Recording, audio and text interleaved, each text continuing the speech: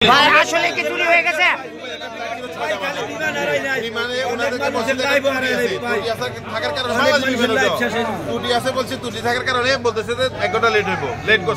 বিমান যখন রান হইতে গেছে বিমানে আবার শব্দ সৃষ্টি হয়েছে। শব্দ সৃষ্টি হওয়ার কারণে এমন জোরে বিকট আওয়াজ হয়েছে বিমান ওখানে স্টপ হয়ে গেছে। পরে ওই দুবাই যাত্রী সকলে চলে আসছে। ওরা আসার পরবর্তীতে এখন কি হয়েছে, আমাদের ফ্লাইটটাকে আমাদের বিমানটারে দুবাইতে দিয়ে দিচ্ছে।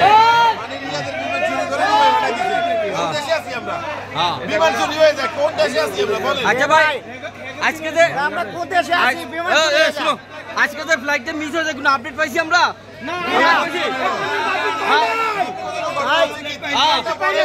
ভাই একটু দাঁড়ান, যাদের ভিসা ডেট শেষ তারা কি করবে সেটা একটু বলেন। এক সেকেন্ড আগে বলি, 3 ঘন্টা পরে আসি আপডেট দিতেছে, 3 ঘন্টা লেট করে এসে বলতেছে বিমান লেট হবে।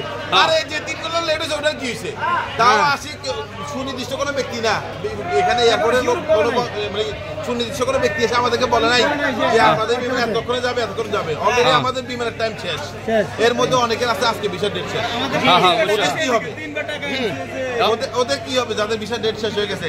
দেখেন সব কত সমস্যা একটা বিমান লেট হওয়ার কারণে। যদি 2 ঘন্টা হয় ওকে আমরা বাঙালি মেনে নিলাম, বাংলাদেশ বিমান লেট হয়েছে, সিস্টেমে সমস্যা থাকতেই পারে। 4 ঘন্টা লেট হয়েছে, 4 ঘন্টা পরে আসি বলতেছে বিমান আরো লেট হতে পারে। কত করে হবে এটা এখনো বলে নাই। এর মধ্যে দেখেন প্রত্যেকটা মানুষের কাছে তাদের খাবার আছে, কেউ হাঁস দিছে, কেউ দেশি মুরগি দিছে, মায়ের হাতের রান্না ছেলে খাবে ওখানে, আমাদের বন্ধুদের মারা দিছে আমরা নিয়ে যাবো। সবাই সবাই এই মায়ের হাতের রান্নাটা যে আমরা খেতে পারবো না এটা কি হবে? কার জন্য হচ্ছে? এদের জন্য হচ্ছে।